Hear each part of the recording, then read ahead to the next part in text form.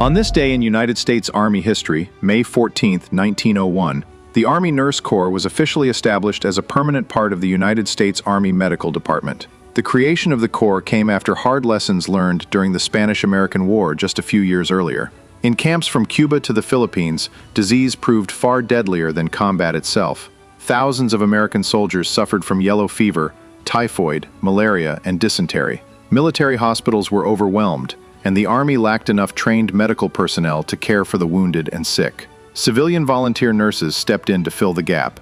Many worked under brutal and dangerous conditions with little formal military status or protection. Their dedication demonstrated the critical need for a permanent, organized nursing force within the Army. Recognizing that need, Congress passed legislation in 1901, officially creating the Army Nurse Corps.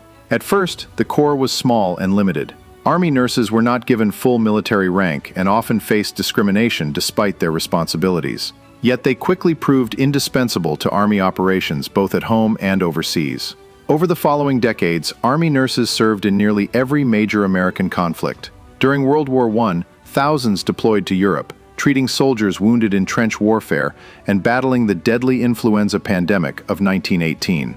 In World War II, Army nurses worked close to front lines in field hospitals from North Africa to the Pacific Islands. Some became prisoners of war after the fall of the Philippines. During the Korean and Vietnam Wars, Army nurses pioneered new battlefield trauma care techniques, including rapid evacuation and mobile surgical treatment that dramatically improved survival rates for wounded troops. The Corps also helped break barriers for women in the military. Over time, Army nurses gained officer status, expanded leadership roles, and opportunities previously denied to them.